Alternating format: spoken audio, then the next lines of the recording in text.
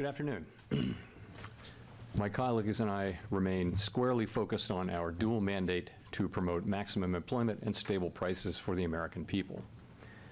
The economy has made good progress toward our dual mandate objectives. Inflation has eased from its highs without a significant increase in unemployment. That's very good news. But inflation is still too high, ongoing progress in bringing it down is not assured, and the path forward is uncertain.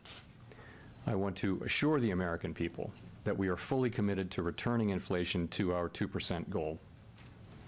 Restoring price stability is essential to achieve a sustained period of strong labor market conditions that benefit all.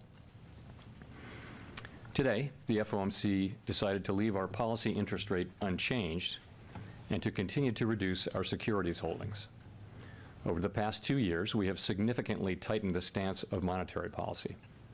Our strong actions have moved our policy rate well into restrictive territory, and we've been seeing the effects on economic activity and inflation.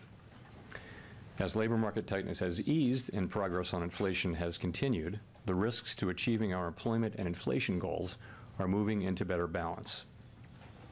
I will have more to say about monetary policy after briefly reviewing economic developments. Recent indicators suggest that economic activity has been expanding at a solid pace. GDP growth in the fourth quarter of last year came in at 3.3%. For 2023 as a whole, GDP expanded at 3.1%, bolstered by strong consumer demand as well as improving supply conditions. Activity in the housing sector was subdued over the past year, largely reflecting high mortgage rates. High interest rates also appear to have been weighing on business fixed investment. The labor market remains tight, but supply and demand conditions continue to come into better balance. Over the past 3 months, payroll job gains averaged 165,000 jobs per month, a pace that is well below that seen a year ago, but still strong. The unemployment rate remains low at 3.7%. Strong job creation has been accompanied by an increase in the supply of workers. The labor force participation rate has moved up on balance over the past year, particularly for individuals aged 25 to 54 years, and immigration has returned to pre-pandemic levels. Nominal wage growth has been easing and job vacancies have declined. Although the jobs to workers gap has narrowed, labor demand still exceeds the supply of available workers. Inflation has eased notably over the past year, but remains above our longer run goal of 2%. Total PCE prices rose 2.6% over the 12 months ending in December. Excluding the volatile food and energy categories, core PCE prices rose 2.9%.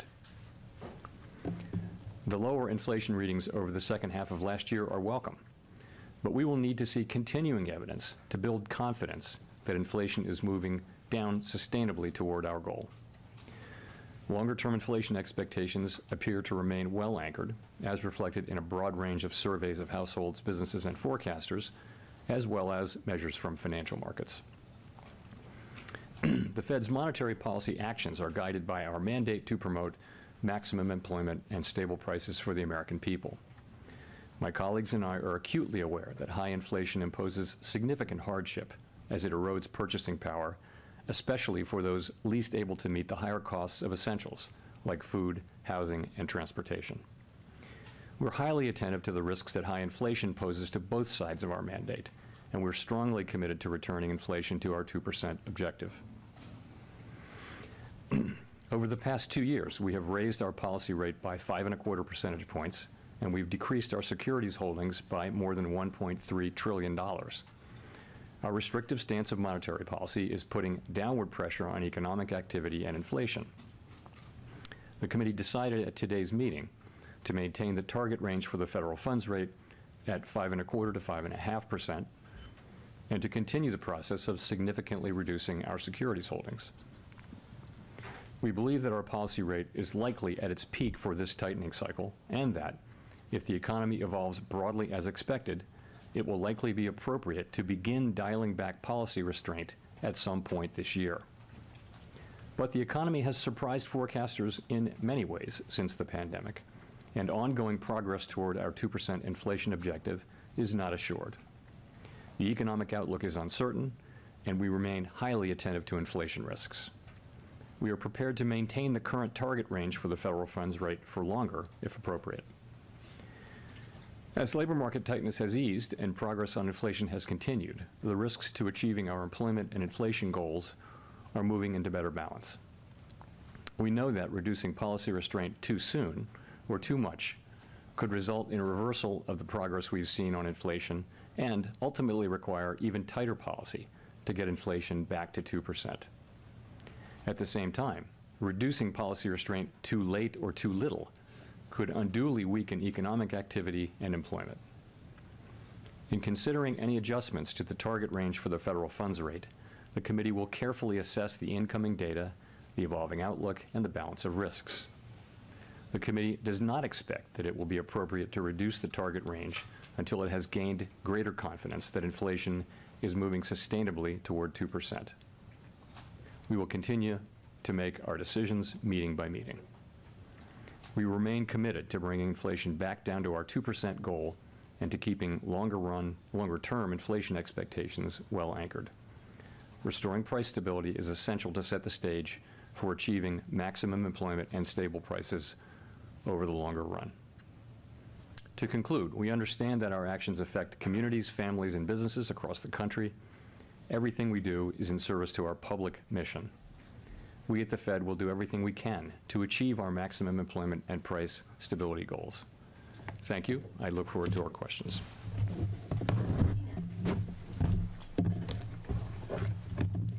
Gina Smiley from the New York Times. Thanks for taking our questions.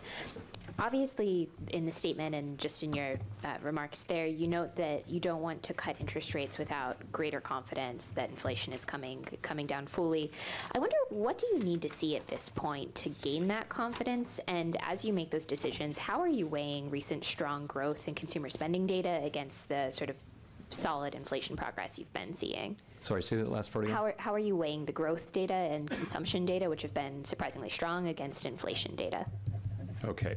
So what are we looking for to get greater confidence?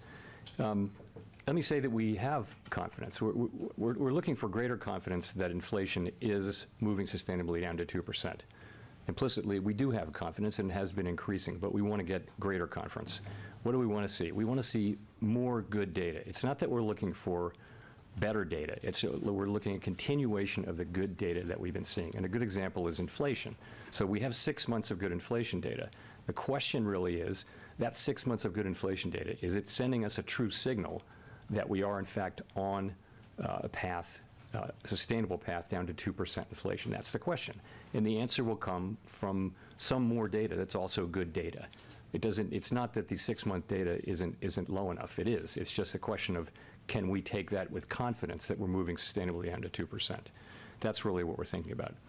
In terms of growth, we've had strong growth. I mean, if you take a step back, we've had strong growth, very strong growth last year, going right into the fourth quarter. And yet we've had a very strong labor market, and we've had inflation coming down.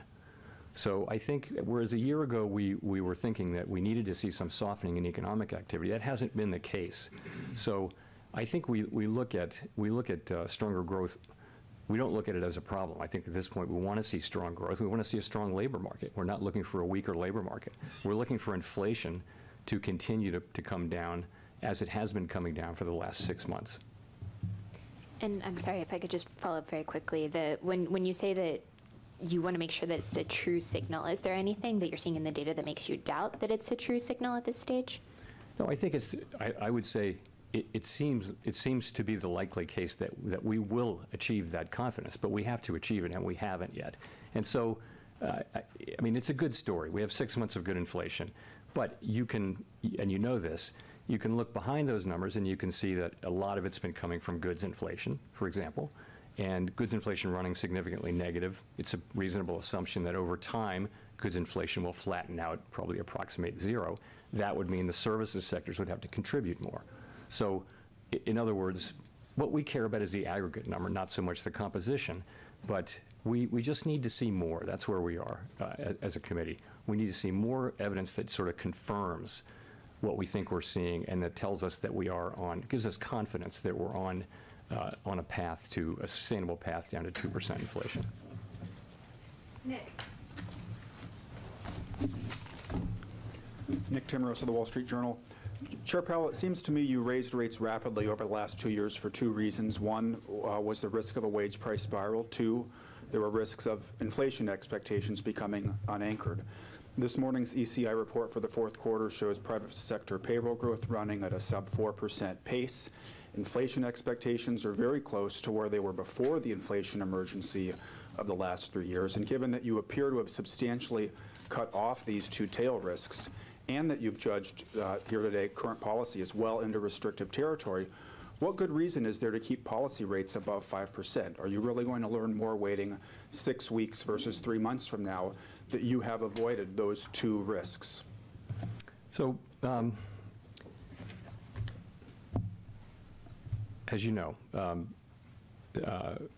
almost every participant on the committee does believe that it will be appropriate to reduce rates. And for partly for the reasons that you say, you know, we feel like inflation is coming down, growth has been strong, the labor market is strong. What we're trying to do is identify a place where we're really confident about inflation getting back down to 2%, so that we can then begin the process of dialing back the restrictive level. So overall, I think people do believe, and as you know, the median participant wrote down 3 rate cuts this year. But I think to get to that place where we feel comfortable starting the process, we need some confirmation that inflation is in fact coming down sustainably to 2%. If I could ask differently, if you hold rates high as inflation moderates, as it has been, target rates will exceed the prescriptions of the Taylor rule or its variants. What would be the reasoning for holding rates higher than the levels recommended by those rules in the current instance? Well, look, I think, as you know, we consult a range of Taylor rules and non-Taylor kind of rules. We consult them regularly. They're in our Teal book, and they're in all the materials that we look at. But, you know, I don't think we've ever been at a place where we were setting policy by them. And they're, depending on the rule, it will tell you different things. There are many different formulations. Another way to think about it is, implicitly, is so. In theory, of course, real rates go up if holding all else equal as inflation comes down. But that doesn't mean we can mechanically adjust policy as real rates, as inflation comes down. It doesn't mean that at all, because for one thing, we don't know. We look at more than just the Fed funds rate. We look at broadly financial conditions. But in addition, we don't know with great confidence where the neutral rate of interest is at any given time. But that also doesn't mean that we wait around for to see, you know, the economy turn down, because that would be too late. So we're really in a risk management mode of managing the risk, as I mentioned in my opening remarks, managing the risk that we move too soon and move too late. And I think to move, which is where almost everyone on the committee is in favor of moving rates down this year. But the timing of that is going to be linked to our gaining confidence that inflation is on a sustainable path down to 2%. Howard. Hi, thanks, Chair Powell. I'd like you to key in on the use of the word in the statement that inflation still remains elevated. You've pledged to cut rates before inflation reached 2%. So that implies that there's some sort of intermediate step here on inflation, and that a cut would be consequent with a change in the statement language that inflation remains elevated. What's the step down from there? Yeah, I don't know that we've worked out the particular statement language and that kind of thing. I would just say, if you look at where 12-month inflation is, and it's, you know, it's still well above, core is 2.9%, for example, 12 months, which is way down from where it was. Very, very positive development, very fast decline. And you know, the case is likely that it will continue to come down. So that's where it is. But we're wanting to see, you know, more data.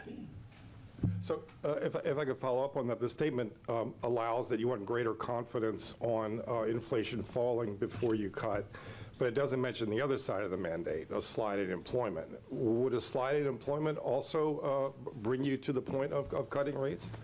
Yes. So let me say that we're not looking for that. It's not something we're looking for. But yes, if you think about, you know, in the base case, the economy is performing well, the labor market remains strong. If we saw an unexpected weakening certainly in the labor market, that would certainly weigh on cutting sooner. Absolutely. And if we saw inflation being stickier or higher or those sorts of things would argue for moving later. In the base case, though, where the economy is healthy and we have ongoing growth, solid growth, we have a strong labor market, we have inflation coming down, that's what people are writing their SEP around. And in that case, what we're saying is, based on that, we think we can and should take advantage of that and be careful as we approach that question of when to begin to dial back restriction.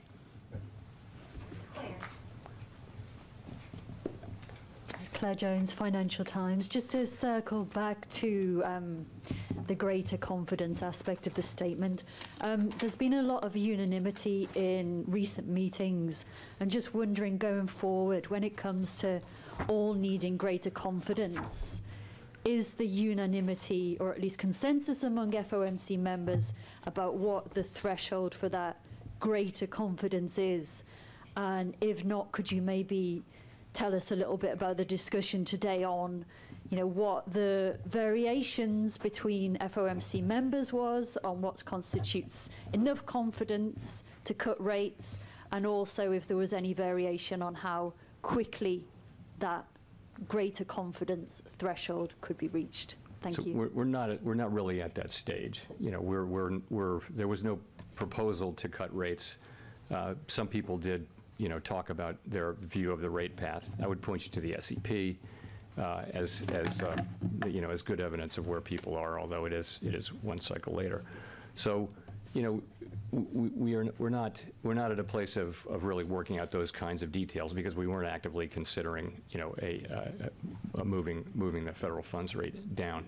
I will say there is a wide disparity, a healthy disparity of views, and you see that in public statements, in the minutes and the transcripts when they're released every 5 years. So we do have a healthy set of differences, and I think that's actually essential for making good policy.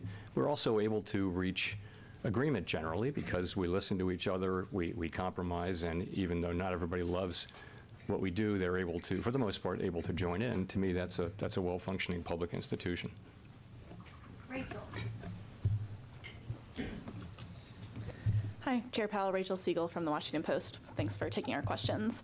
So over the past few years, there have been all these real-time indicators that helped us gain a sharper understanding of where the economy was, like open table data or office attendance. You've talked about vacancies in the past. And I'm wondering, at the start of this year, what might be on that dashboard for you that's giving you the clearest picture of the economy, including on rents, if you could touch on that. Including? Rent costs. Yeah.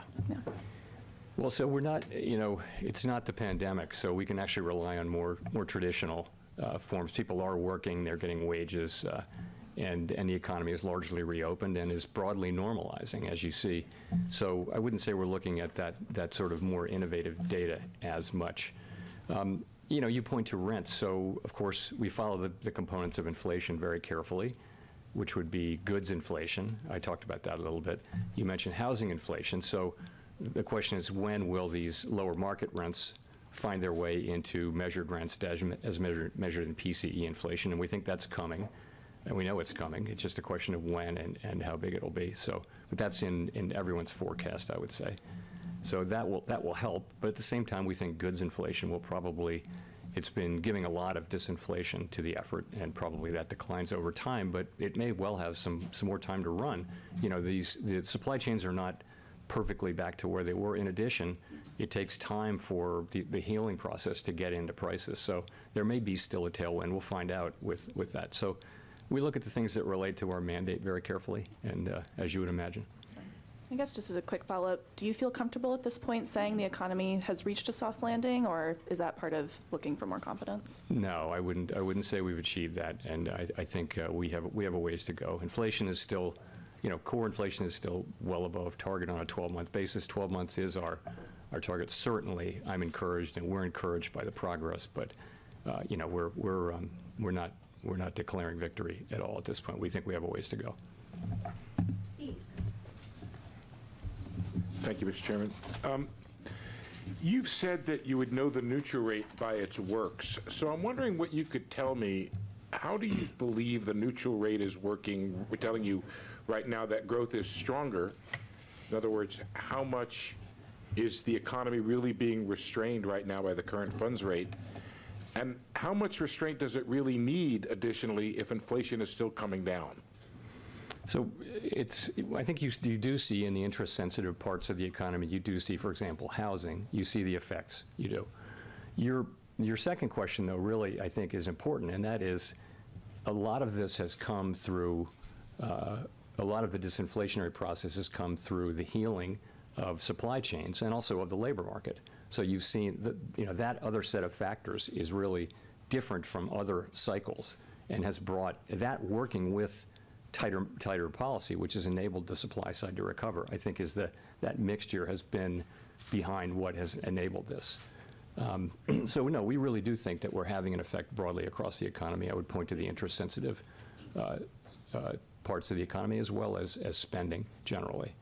But it's a joint story. It's a complicated story. But how much restraint are you actually imparting to the economy, would you say, relative to the neutral rate?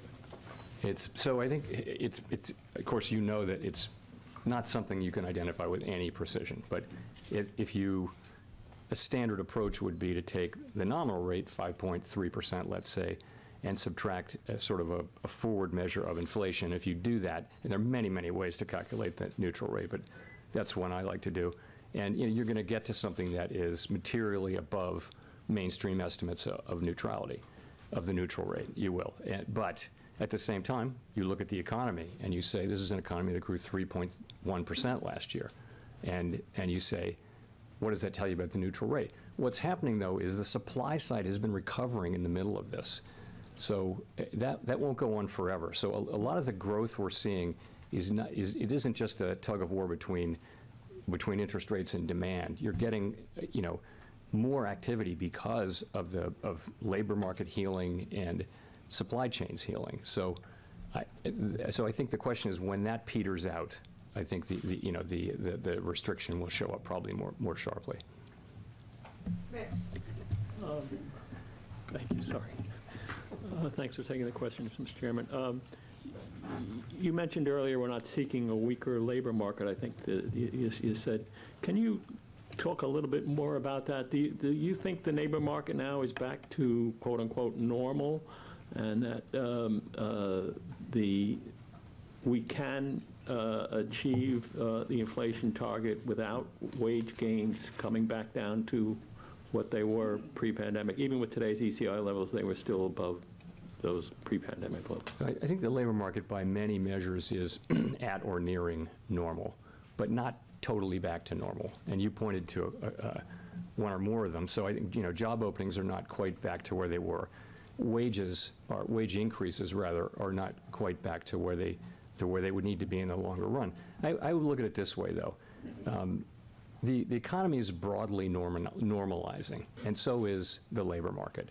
And that process will probably take some time. So wage setting is something that happens. It's probably will take a couple of years to get all the way back, and that's okay. That's okay. But we do see. You saw today's ECI reading. The evidence is that that wage increases are still at a healthy level, very healthy level, but they're gradually moving back to levels that would be more associated, given assumptions about productivity, are more typically associated with 2% inflation. It's an ongoing process, a healthy one, and I think we're moving in the right direction. So that process can continue without a weakening of the labor market, basically, you're saying? Well, I think the labor market is, I don't know if it's rebalancing. Clearly, there was a fairly severe imbalance between demand for workers and supply at the beginning of the pandemic. So we lost several million workers at the beginning of the pandemic from people dropping out of the labor force. And then when the economy reopened, you remember 2021, you had a severe labor shortage, and it was everywhere. Panic on the part of businesses, couldn't find people. So what's happened is we expected the labor market to come back quickly, and it didn't. And 2022 was a disappointing year, and we were kind of thinking, well, maybe we won't get it back. And then 2023 we did, as you know. So labor force participation came back strongly in 23, and so did immigration. Immigration came to a halt during the pandemic. So those two forces have significantly lowered the temperature in the labor market. TWIL is still a very strong labor market. It's still a good labor market for wages and for finding a job, but it's getting back into balance, and that's what we want to see. And one great way to look at that is what's happening with wage increases, and you see it now across the major things that we track. It isn't every quarter, but overall, there's a clear trend, still at high levels, but back down to what would be consistent with where we were before the pandemic and with 2% inflation. Chris. Hi, Chris Rugaber at Associated Press. Thank you. I wanted to follow up on Rich's question. It sounded like you suggested that you're not worried about faster growth so much. So wanted to see if you're seeing anything that suggests that inflation could reaccelerate from here. And it sounds like you're saying you're not worried that solid growth from here on out poses any risk to inflation. Thank you. No, I think that is a risk, the risk that inflation would reaccelerate. I think the greater risk is that it would stabilize at a level meaningfully above 2%. That's to me more likely. Of course, if inflation were to surprise by moving back up, we would have to respond to that, and that would be a surprise at this point. But I have to tell you, that's why we keep our options open here, and why we're not rushing. So I think both of those are risks, but I think the more likely risk is the one that I mentioned, which is you've had 6 good months, very good months, but what's really going to shake out here? When we look back, what will we see? Will inflation have dipped and then come back up? Are the last 6 months flattered by factors that are one-off factors that won't repeat themselves? We don't think so. We don't. That's not what we think. But that's the question we are asking. We have to ask, and we want to get comfort on that. And just one quick follow-up. Governor Waller had mentioned the revisions that are coming on February 9th for the CPI data. Is that something you're watching as well? And if we see those revisions fairly minor, is that going to give you more confidence where things are going? We'll just have to see. Yeah, we'll look at those. Last year was a surprise.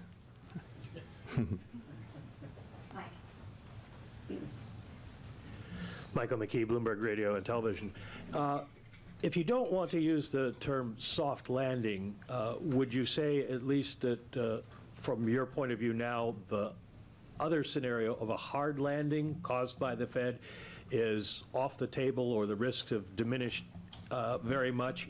And you mentioned below 2% inflation on a 3-month basis. Core PCE has been running at 1.5%, and there are those on Wall Street who think that if you maintain the level of restriction you have right now, you could end up with inflation running below your target. How do you see that? So your first question, how to describe where we are. So I guess I would just say this. Executive summary would be that growth is solid to strong over the course of last year. The labor market, 3.7% unemployment, indicates that the labor market is strong. We've had just about 2 years now of unemployment under 4%. That hasn't happened in 50 years, so it's a good labor market. And we've seen inflation come down. We've talked about that. So we've got 6 months of good inflation data and an expectation that there's more to come. So this is a good situation. Let's be honest. This is a good economy. But what's the outlook? That's looking in the review. The outlook, we do expect growth to moderate. Of course, we have expected it for some time, and it hasn't happened. But we do expect that it will moderate as supply chain and labor market normalization runs its course. The labor market is rebalancing, as I mentioned. Job creation has slowed. The base of job growth has narrowed. And of course, 12-month inflation is above target, and getting down closer to target is not guaranteed, but we do seem to be getting on track for that. So those are the risks and questions we have to answer. But overall, this is a pretty good picture. It is a good picture. Your second question was, sorry. Could you get inflation that is below target, end up with inflation below target, and you have to do something about that? So the thing is, we're not looking for inflation to tap the 2% base once. We're looking for it to settle out over time at 2%. And the same thing is true. If we have a month or two of lower, and we have that now, of inflation that's annualized at a lower level, that wouldn't be good. We're not, we're not looking to have inflation anchor below 2%. We're looking to have it anchor at 2%. So if we do face those circumstances, then we'll have to deal with that. I think as of now, the question, we want to take advantage of this situation and finish the job on inflation while keeping the labor market strong. Edward. Edward Lawrence from Fox Business. Thank you, Mr. Chairman, for taking this. So as I've heard from some district Fed presidents, is it, in your view, a little premature to think that rate cuts are right around the corner? And then when we do see that first rate cut, should we interpret that as the beginning of a rate cut cycle, or is it a one-off? So I'll point to that language on your first question. We included that language in the statement to signal clearly that with strong growth, strong labor market, inflation coming down, the committee intends to move carefully as we consider when to begin to dial back the restrictive stance that we have in place. So if you take that to the current context, we're going to be data dependent. We're going to be looking at this meeting by meeting. Based on the meeting today, I would tell you that I don't think it's likely that the committee will reach a level of confidence by the time of the March meeting to identify March as the time to do that, but that's to be seen. So I wouldn't call, when you ask me about in the near term, right, I'm hearing that as March. I would say I don't think it's probably not the most likely case or what we would call the base case. Then your second question is? Is this the start of when we see a cut, is it the start of a cutting cycle, or could it just be a one-off? That's going to depend on the data. The whole thing is this is going to depend on the data. We're going to be looking at the economic data as it affects the outlook and the balance of risks, and we're going to make our decisions based on that. And it could wind up, we'll have another SEP at the March meeting, and people will write down what they think. But in the end, it's really going to depend on how the economy evolves. We talked about there are risks that would cause us to go slower. For example, stronger inflation, more persistent inflation. There are risks that would cause us to, or if they happened, that would cause us to go faster and sooner, and that would be a weakening in the labor market, or for that matter, very, very persuasive lower inflation. Those are the kinds of things. So we're just going to be reacting to the data. That's really the only way we can do this. Victoria. Hi, Victoria Guido with Politico. Could you talk a little bit more about productivity growth? You've mentioned multiple times about, the level of wage growth that's consistent with 2% inflation. We've obviously seen, you were talking about ECI this morning, in which it's cooled a little bit, but still sort of above what you wanted to see. Growth has been very strong. How much of those numbers do you attribute to productivity, and do you see that productivity as sort of just temporary because of the factors, the labor and supply chain factors you were talking about, or do you think that productivity growth will fade over time? So this is a really interesting question, and I think my own view is, I think if you look back to the pandemic, you saw a spike in productivity as workers were laid off and activity didn't decline as fast. And then you saw a deep trough of productivity. And then over the last, you saw high productivity last year in 23. I think we're basically in the throes of getting through the pandemic economy. And the question will be, what is it that has changed? The productivity tends to be based on, fundamental aspects of our economy. Is there a case, will it be the case that we come out of this more productive, more on a sustained basis? And I don't know. What would it take? It would take, people talk about AI, but my guess is that we may shake out and be back where we were, because I'm not sure I see work from home doesn't seem like it's a big productivity increaser. AI, artificial intelligence, generative may be, but probably not in the short run, probably maybe in the longer run. So I'm not seeing why it would, but right now, I would say the productivity is kind of what falls out of the broader forces that are driving people in and out of the labor force and activity returning and supply chains getting fixed. Right, so would that be behind why we've seen such strong growth, but we've also seen inflation fall, that maybe there's just a higher level of productivity That's right one now? way to look at it, yeah. Nancy. Hi, Chair Powell. Nancy Marshall-Genzer with Marketplace. I want to ask a little bit more about housing. I'm wondering, how closely are you watching rent and housing prices as you evaluate whether and when to cut rates? And it seems like housing prices are not coming down as quickly as you expected. So when we think about, our statutory goals are maximum employment and price stability, and that's what we're targeting. We're not targeting housing price inflation, the cost of housing, or any of those things. Those are very important things for people's lives, but they're not, those are not the things we're targeting. We're also well aware that when we cut rates at the beginning of the pandemic, for example, the housing industry was helped more than any other industry. And when we raise rates, the housing industry can be hurt because it's a very interest-sensitive sector. On top of that, we have longer run problems with the availability of housing. We have a built-up set of cities, and people are moving further and further out. So there hasn't been enough housing built, and these are not things that we have any tools to address. But where it comes into play very specifically in our work is inflation, which is a combination. It's really rental inflation. You're taking owner's equivalent rent and then actual rent paid by tenants, and you're running that through the CPI calculation or the PCE calculation, the one we look at. And what that's telling you is that market rents are increasing at a much lower rate or even being flat, and that will show up in inflation over time. It has to, as long as that remains the case. So. And just real quick, what is your response to the letter that was sent to you by some members of Congress asking the Fed to lower interest rates to make housing more affordable? My response is what I started with, which is that our job, the job Congress has given us, is price stability and maximum employment.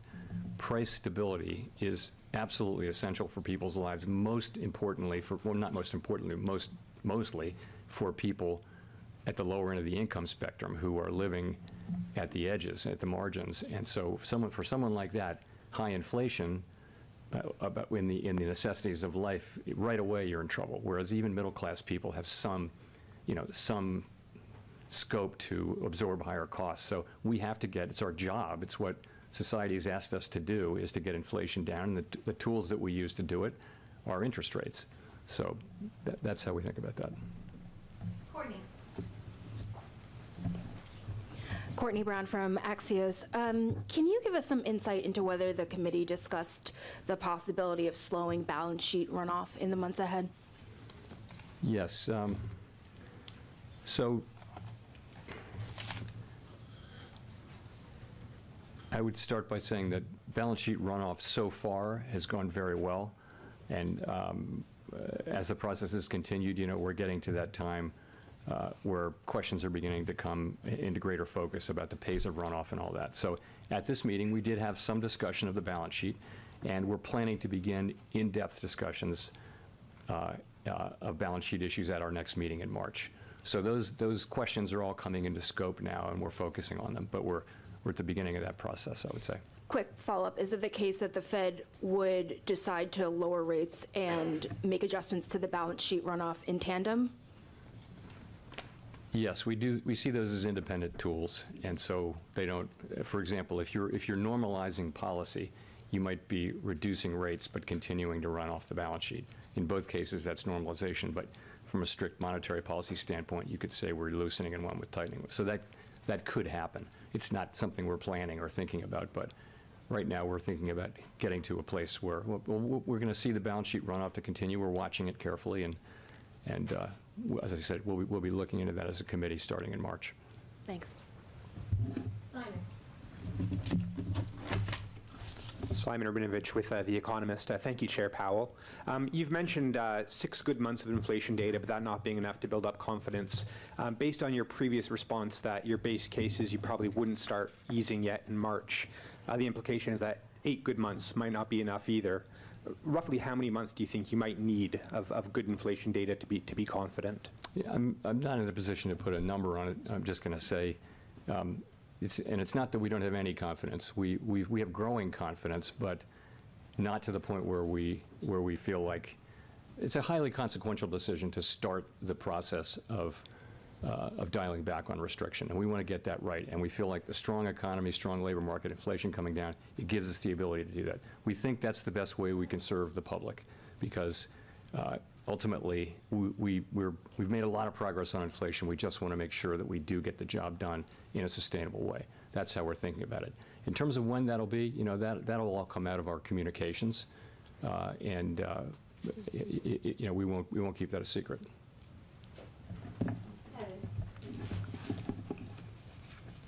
Hi, Chair Powell. Evan Reiser with M&I Market News. Can you explain a little bit more on what you're considering when tapering QT? Do you need to see the overnight reverse repo facility all the way down to zero, or is it something that you can start with a couple $100 billion there?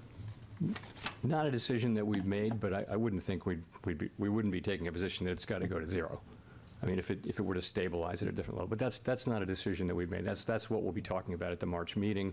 A whole range of issues will be briefed up in the committee. We'll get into all of the issues that will be arising over the course of the next, let's say, year or so.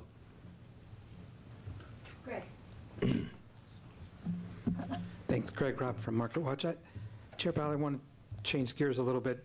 In the presidential primary campaign that's been going on for the last 9 months or so, your name has come up often, and many Republican candidates had said that they probably wouldn't want to give you a third term. So I wanted to give you a chance to talk about that. Do you want another term? You've had on the Fed. What's your stance on that? I don't have a stance on that. It's not something I'm focused on. Focused on doing our jobs. This year is going to be a highly consequential year for the Fed and for monetary policy, and we're all of us very buckled down, focused on doing our jobs. Jennifer.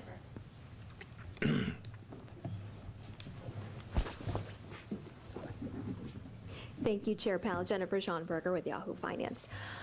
As you mentioned, core PCE has been running at 1.9% over the past 6 months, and you guys are actually expecting core inflation higher this year at 2.4% compared to that 6-month measure. Given that forecast and that the median is for 3 rate cuts this year, what happens if inflation stays where it's been over the last 6 months for the next 6 months? So we'll update our inflation forecasts at the next meeting. You referred to the December meeting. That's 3 months old, so it might be lower now given the data we've gotten. So look, as I mentioned, we're going to be reacting to the data. If we get very strong inflation data and it kicks back up, then we'll go slower or later or both. If we got really good inflation data soon, that would matter for both that would tell us that we could go sooner and perhaps go faster. So we're just going to be, but of course we'll weigh that with all the other factors. We're setting policy based on the totality of the data. But just to follow, if inflation stays where it is currently, that would probably mean that the real interest rate becomes more restrictive. Would that mean you'd have to trim more, perhaps, than you already have factored in? Well, I think if we came to the view that that the 6-month inflation numbers, which are very close to 2, were in PCE world, if we thought that is really where we're going to be, then yes, our policy would be in a different place. It would. But that's the whole point, is we're trying to get comfortable and gain confidence that inflation is on a sustainable path down to 2% or toward 2%. Daniel.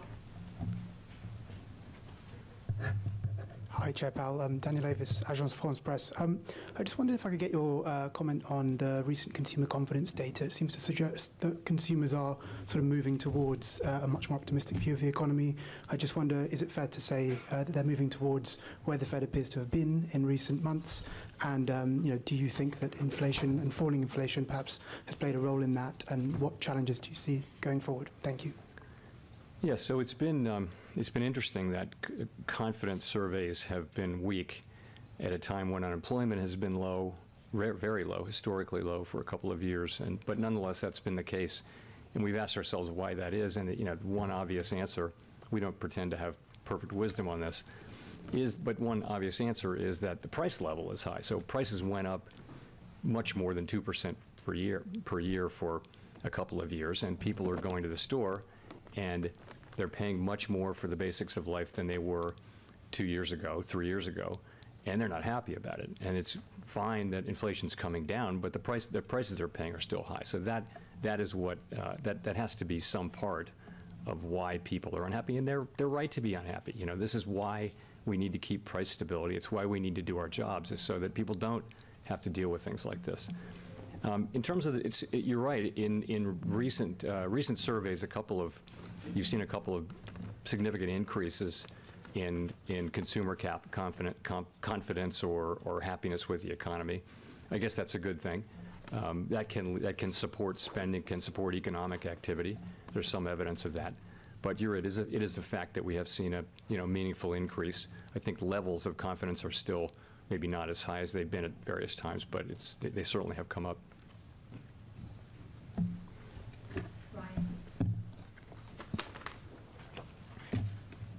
Thank you for taking our questions. Brian Menace, CNN Business. Committee members have said they'd like to meet with business leaders and stakeholders in person to learn more about the economy in real time, given that some data are subject to large revisions, the issue of seasonal adjustments being thrown off balance, and many readings of the economy being quarterly. So did any members say they've learned anything not yet reflected in the data, or have you yourself learned anything through anecdotal evidence that hasn't been captured in the data yet? Well, yes.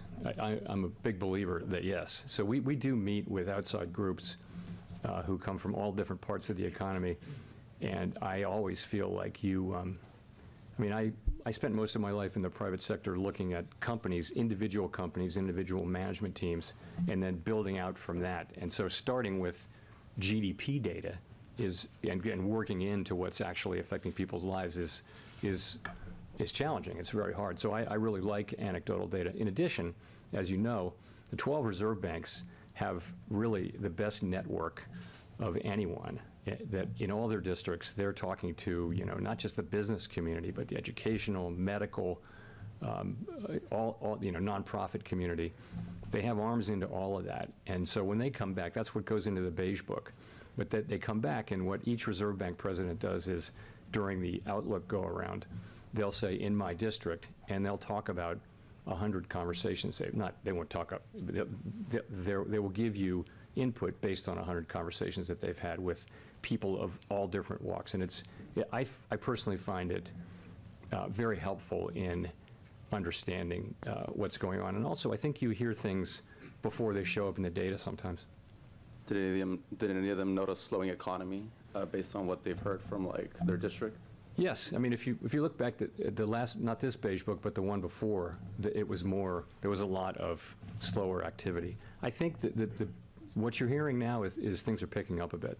You're hearing, not in every district and not every person that we talk to, but you're overall, it feels like you're hearing things picking up at the margin. So that's what comes through. Let's go to Jeff Cox for the last question. Thank you, sir. Jeff Cox from CNBC.com. Just kind of looking to put it all together. You talked about basically the economy looking strong with 3.3% annualized growth in the fourth quarter. Does the strength of the economy speak more loudly to you now than any inflation threat might? That you're in a position, in other words, to keep rates elevated as long as the economy stays strong, and you're more tilted towards that. And then also, perhaps, are you worried at all that the economy is maybe a little too strong right now and that inflation could come back at some point? I'm not so worried about that. It's again, we've had inflation come down without a slow economy and without important increases in unemployment, and there's no reason why we should want to get in the way of that process if it's going to continue. So I think declining inflation, continued declines in inflation, are really the main thing we're looking at. Of course, we want the labor market to remain strong, too. We don't have a growth mandate. We've got a maximum employment mandate and a price stability mandate, and those are the two things we look at. Growth only matters to the extent it influences our achievement of those two mandates. Thank you very much.